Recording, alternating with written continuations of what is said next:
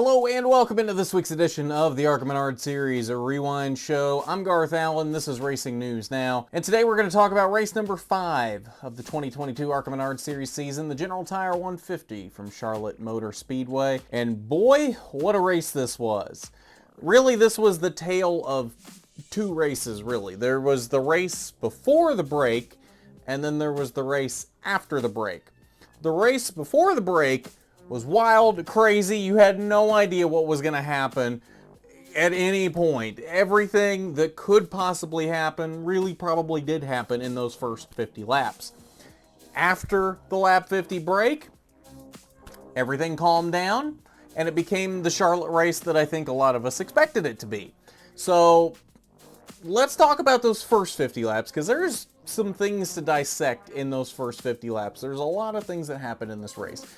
4 caution flags total for 37 laps in this race, and started very early at lap number 4. We have multiple things happening. The cause of the caution is the 03 of Josh White smoking down the front stretch. From what I saw, apparently the clutch stuck, so he had gotten into the wall. Unfortunate end to the day for that team. The Alex Club 03 team definitely hurts them, though. It hurts the smaller teams when things like this do happen. Now, though, there were a lot of other things happening at this point, though. First off, the 43 of Daniel Dye and the 18 of Drew Dollar get together. I'm not 100% sure if this was before or after the caution for Josh White came out, but they're coming through the tri-oval. Daniel Dye is cleared by his spotter, but he's cleared by him like halfway down the front stretch back toward the start-finish line. He doesn't take that until coming out of the tri-oval and ends up sliding up across the nose of Drew Dollar. Luckily doesn't turn himself, but rips the back bumper off. Not a good start to the day for Daniel Dye. It's been a couple of shaky weeks for Daniel Dye ever since he's been back. But then also under this caution, or actually just before the caution came out, Parker Chase has an electrical fire in his dash. I don't know about you, but I don't think I've ever seen an electrical fire in the dash of a race car. It might have happened before and I don't remember it. So in just 3 laps, we've got all kinds of things happening. Luckily for Parker Chase, they had a spare dash, which actually surprised me that they even had a spare dash lying around. But they had a spare dash, got it put in. He ended up laps down, but didn't miss a single green flag lap. Came back out before the caution was even over.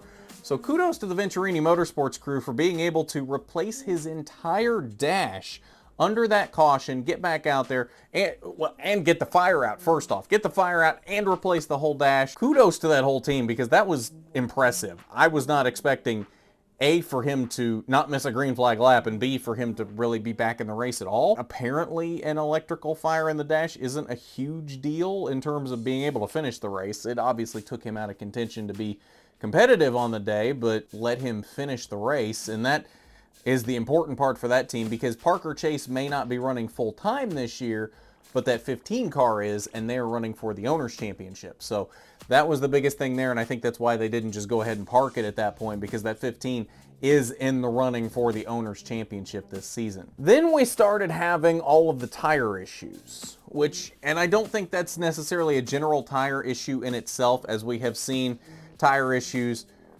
I think, across all 3 series so far this weekend. So I don't know that it was necessarily a general tire issue as much as it is an actual track issue this weekend, which is strange, because I don't know that we've ever really had tire issues to this magnitude at Charlotte. So I'm not really sure what the deal with that is, but we definitely had a lot of them. And the more interesting part here is, it seemed like every time somebody blew a tire and got into the wall, they'd catch on fire. Lap 23, Andy Jankowiak blows a right front and gets into the outside wall. That one, he didn't catch on fire. But then at lap 32, the 69 of Will Kimmel, who was having such a good day. He was running 5th at the time. It feels so bad for Will Kimmel.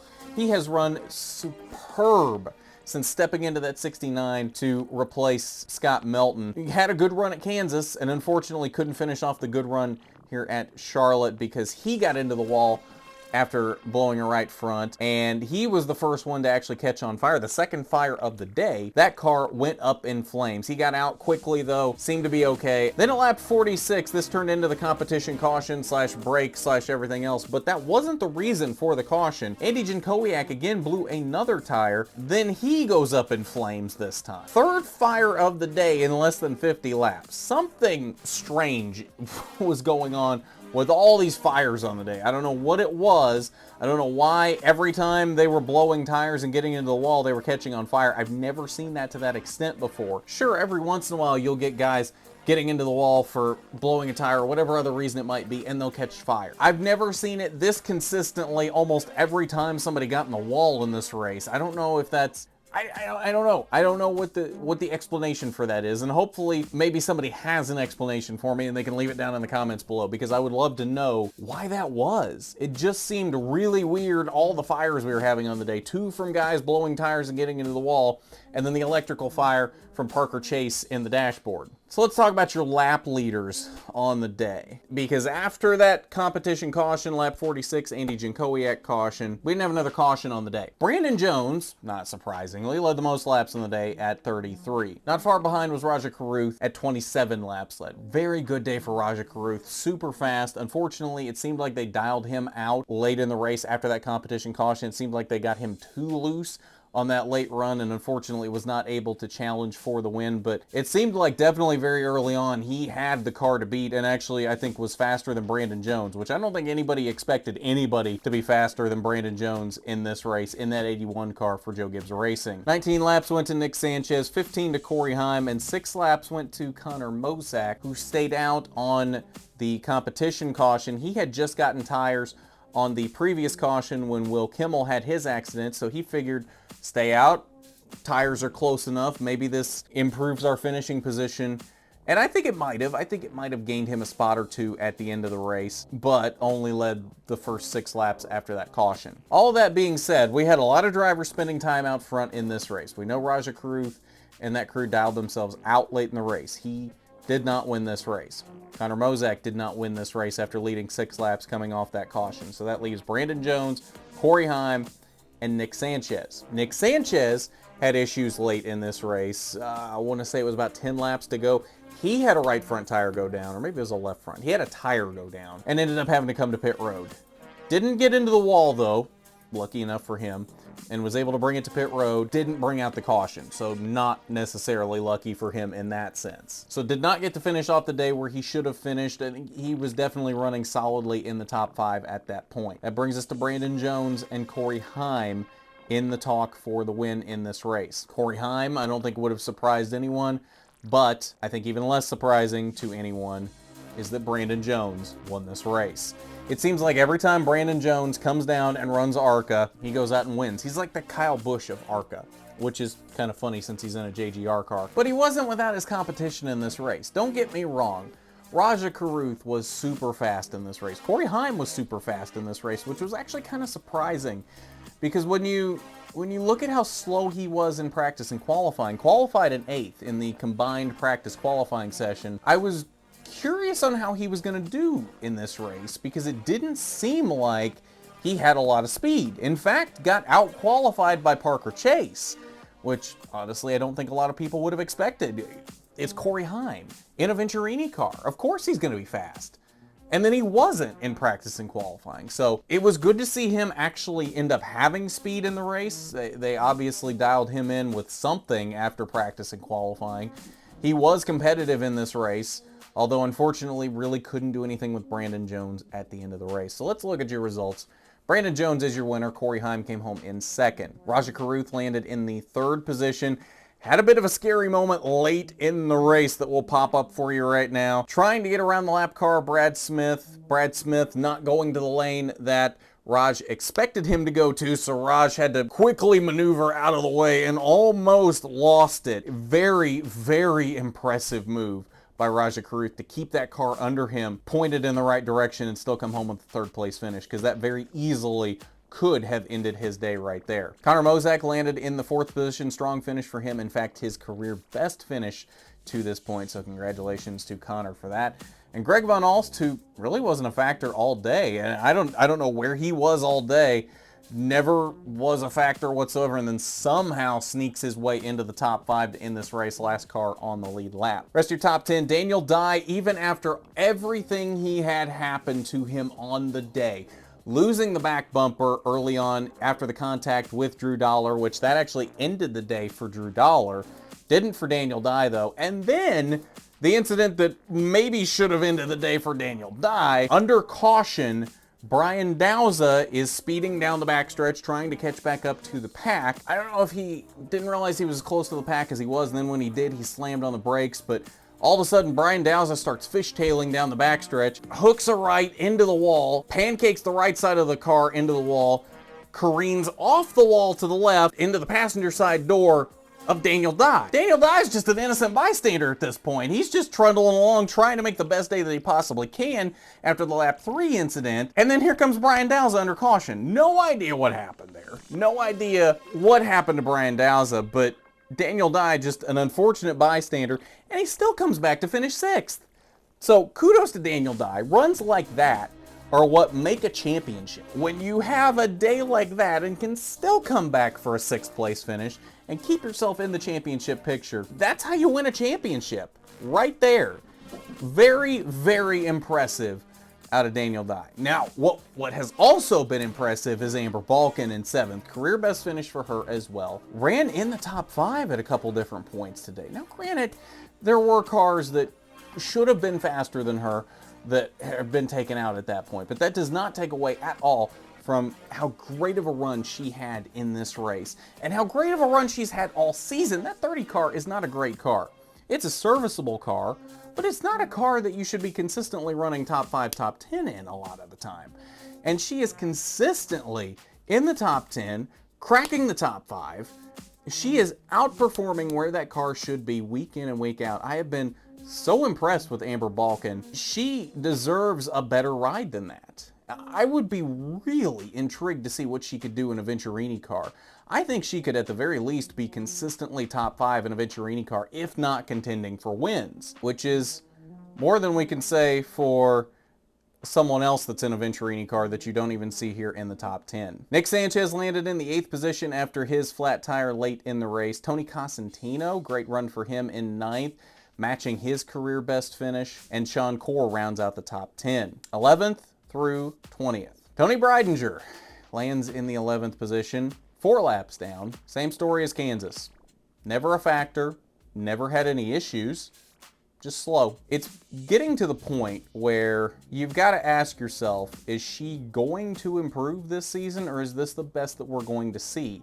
And is she wasting a seat that could be taken by someone like Amber Balkan, who actually could do something with that car? I hate to just keep ribbing on her, but she's not doing anything in that car. She's got one of the best cars in the field, which, if you look at her teammates, Parker Chase qualified 6th and should have been at the very worst top 10 in this race had he not had his dash issues early in the race.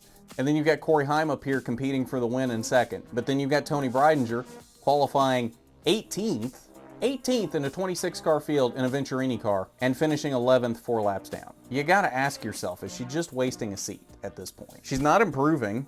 She's finishing right around the same area every race. I don't know what you do about that. Hopefully we see some improvement out of her going forward, but I don't know that I've seen any improvement out of her since the moment she stepped into an ARCA car in 2018. This is about how she ran in 2018 when she was in a Venturini car. 17 career starts, best finish of 9th.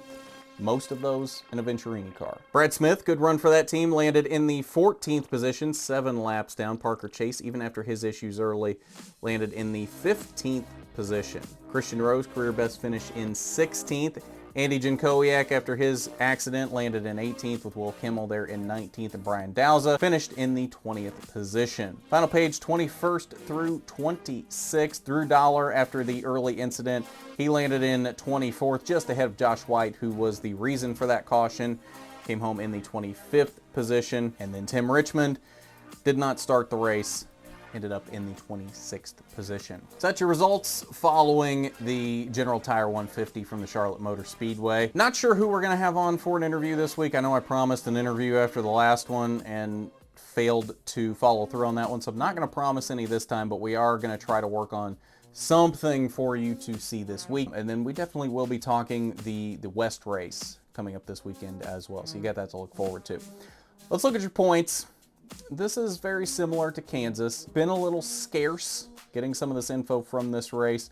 I was actually surprised that we got a caution report in lap leaders. Don't have points yet, though. So again, I'm doing them on my own. If they're wrong, I apologize. Go by what's on the graphic, though.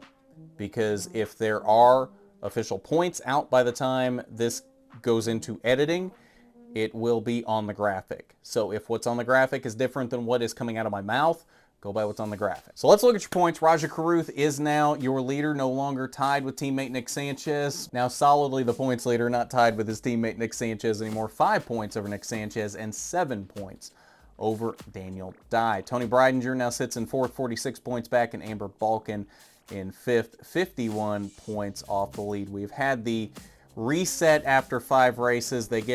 All these teams get a 500-point bonus after each 5 races if they start each of those 5 races. So after race 5, everybody that started all 5 races gets an extra 500 points. Same thing after race 10 if you started every race 6 through 10, and same thing for the rest of the season until race 20. So that is why you see Corey Heim further down the list now than he had been coming into this race, because he did not start Phoenix, so he did not get that bonus, which moves Tony Breidinger and Amber Balkin into the top 5. Greg Van Alst has made his way up to the 6th position, only 7 points off of Amber Balkin as well. So we might have a decent battle for this 4th position in points shaping up as well between Tony Breidinger, Amber Balkin, and Greg Van Alst. But definitely your battle for the championship is going to be Rajah Caruth, Nick Sanchez, Daniel Dye. We've said that ad nauseum up to this point. That is your championship battle, and they're going to be fun to watch. After a day like he had Friday night, and Daniel Dye still coming home in the 6th position, like I said, that's the kind of runs championships are made of. With everything that happened to him in that race and still being able to come home in 6th, only 7 points out of the lead, still very much in contention. Keep an eye on Daniel Dye, because things like that are what make a championship. Not saying he's a shoe-in for the championship by any means. Clearly, these Rev Racing cars are poised for championship. But keep an eye on Daniel Dye, because he is definitely not out of this. That's your point standings following the General Tire 150. I believe that'll do it for us on this Rewind show. Of course, we're going to be talking the West Race coming up this weekend. Road course racing, always a fun time out there on the West Coast. Good to see them back in action. So keep an eye out for that Rewind show. And like I said, not promising any interviews this week, but we're going to try and work on something as long as I've got the time. It has been so hectic for me lately trying to get time to do anything. I will do my best to get things a little more timely going forward, but it has been very, very hectic for me lately, and I do apologize for that, but I'm doing my best to get things out to you as quickly as possible. So, at that, as always, we want to thank our Patreon supporter, Regional Manager William Holmes. Thank you as always for your support. It is really greatly appreciated. If you'd like to be a patron of RNN, the link is down below in the description, patreon.com/racingNewsNow. Not required by any means, but definitely appreciated when you want to support RNN in that way. But I think that's going to do it for us on this one. So as always, I'm Garth Allen for Racing News Now.